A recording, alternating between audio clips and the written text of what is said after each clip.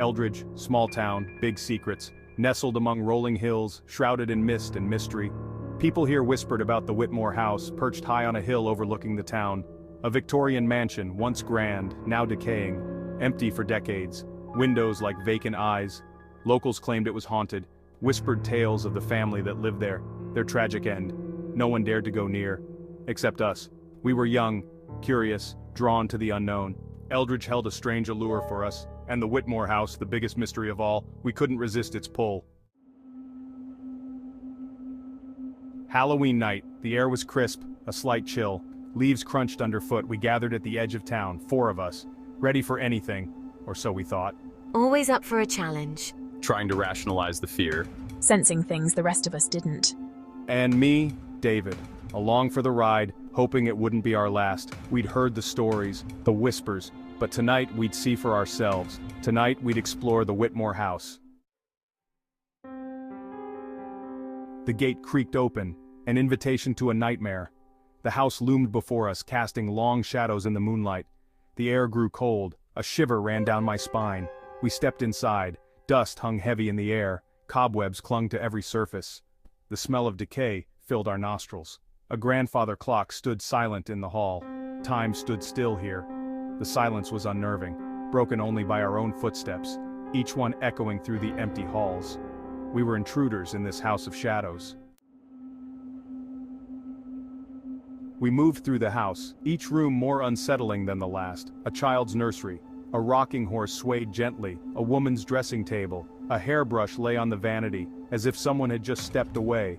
The whispers started subtly, faint murmurs at the edge of hearing. We stopped, holding our breath, listening, straining to make sense of the sounds. It's just the wind. A trick of the mind. They're watching us. Section 5. Secrets in the basement. The basement door creaked open, its sound echoing through the silent house, sending shivers down our spines. A musty smell wafted up, a mix of damp earth and forgotten memories, making us hesitate for a moment. We descended into the darkness, each step creaking under our weight, the air growing colder with every step. Our flashlight beams danced across the stone walls, revealing a dirt floor and shelves filled with dusty jars, relics of a time long past. We stumbled upon a hidden room, a secret chamber concealed behind a heavy bookshelf, its presence both intriguing and terrifying. A chill ran down my spine, the kind that makes your hair stand on end, as if the very air was charged with unseen energy. This place held a darkness that felt ancient, a malevolent force that seemed to seep from the very walls, whispering secrets of long-forgotten evils. In the center of the room, a wooden table stood, its surface covered in dust, as if untouched for decades. And on it, a stack of old photographs and a leather-bound journal, their presence hinting at stories waiting to be uncovered. The photographs showed a family, the Whitmores, their faces frozen in time, capturing moments of joy and sorrow, happy and smiling in one picture, their eyes gleaming with hope and love, pale and gaunt in the next, their expressions haunted as if they had seen things that no one should ever witness. The journal, written in a spidery hand, chronicled their descent into madness, each page filled with desperate scribbles and dark revelations, their obsession with the supernatural, their rituals, their sacrifices. The journal detailed their attempts to contact otherworldly beings, their belief that they could harness dark powers to change their fate. The flickering candlelight cast eerie shadows on the walls, making the room feel alive with unseen presences. Old, rusted tools lay scattered on a workbench, their purpose long forgotten, yet they seemed to hold a sinister history. A dusty mirror reflected a shadowy figure, its presence almost too fleeting to be real, yet it left an indelible mark on our minds. In the corner, a locked chest with intricate designs caught our attention, its contents a mystery that beckoned us to uncover. We found a key nearby, its metal cold and heavy in our hands, and with a deep breath, we turned it in the rusty lock. The chest creaked open, revealing old letters and trinkets, each item a piece of the puzzle that was the Whitmore family's tragic story. One letter, written in faded ink, spoke of their final days, their fear, and their hope that someone would one day uncover their secrets. A locket with a family photo inside lay among the letters, a poignant reminder of the love that once bound them together. As we blew out the candle, darkness enveloped the room once more, leaving us with the weight of the secrets we had uncovered. We heard a noise. A blood-curdling scream. coming from upstairs. We froze, our blood ran cold. Jessica's scream. We raced up the stairs, 2 at a time, fear lending us speed. We found Jessica in a dusty old bedroom standing in front of a full-length mirror, her face white as a sheet, her eyes wide with terror. She pointed a trembling finger at the mirror. I saw her, she whispered. In the mirror, she was watching me. We looked at the mirror but saw nothing, just our own terrified reflections. The house felt different now, alive, malevolent. The whispers grew louder, closer. We had to get out, now. We ran through the house, our hearts pounding in our chests. The floorboards creaked ominously beneath our feet. The shadows seemed to reach out for us, trying to grab us, hold us prisoner. We burst out of the front door into the cool night air, gasping for breath, our lungs burning. We didn't stop running until we were far away from that cursed house. Section 8.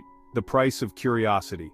It was a night that would forever be etched in our memories, a night where our curiosity led us down a path we could never have anticipated.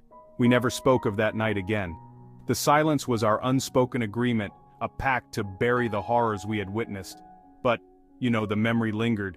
It was like a shadow that followed us, creeping into our thoughts when we least expected it, a dark stain on our souls. Each of us carried it differently, but none of us could escape its mark. We had gone looking for ghosts and found something far more terrifying. Jessica never fully recovered.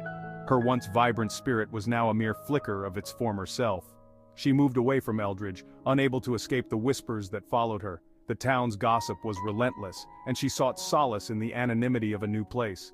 Emily, the skeptic, now slept with the lights on, haunted by the things she couldn't explain. Her logical mind was at war with the inexplicable events of that night. Mark, the fearless leader, was never the same. His confidence had been shattered, replaced by a lingering doubt that gnawed at him. The experience had shaken him to his core. He questioned everything he once believed in, his sense of reality forever altered. He had seen the darkness that lurked beneath the surface of our world. It was a darkness that none of us could ever forget, a reminder of the price we paid for our curiosity. Section 9. Back to the shadows. As for me, I couldn't escape Eldridge. The town had a grip on my soul, a grip that tightened with each passing day. The town held me captive. Every corner, every shadow seemed to whisper my name, pulling me deeper into its dark embrace. Its secrets whispered to me in the dead of night. The fog that rolled in seemed to carry voices from the past, voices that spoke of things long forgotten. I could still feel the presence of the Whitmore house looming over the town, watching, waiting. It was as if the house itself was alive, breathing, and waiting for my return. One day I returned to the house, drawn back by an unseen force. It was a compulsion I couldn't resist, a call that echoed in my mind. The gate creaked open, as if welcoming me back. The sound was almost comforting, a familiar noise in the silence of the night. The house stood silent, menacing. Its broken windows were like eyes, watching my every move, judging me. The windows, like vacant eyes, seemed to follow my every move. I stepped inside, my heart pounding in my chest.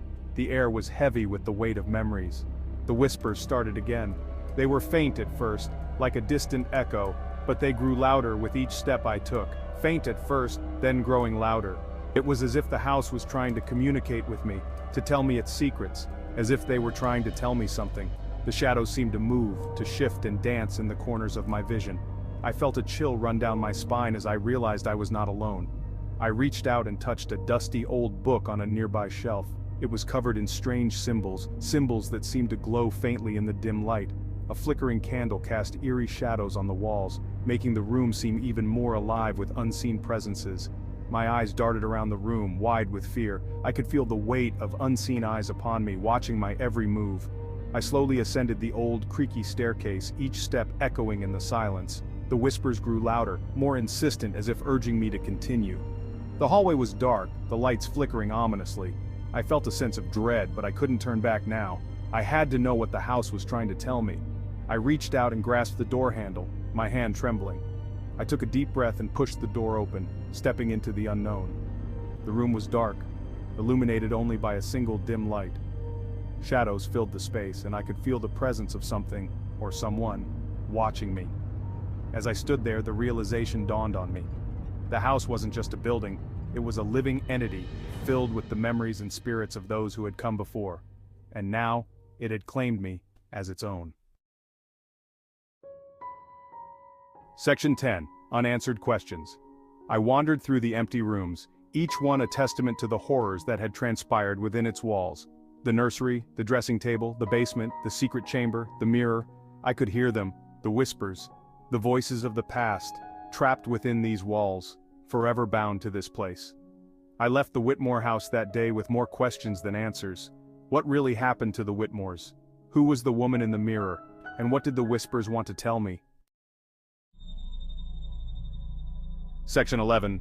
Eldridge, where secrets linger. Some secrets are best left buried, some doors are not meant to be opened.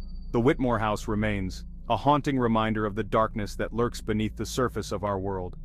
Eldridge still stands, a small town with big secrets, and I am still here, trapped by its mysteries, haunted by the whispers in the walls.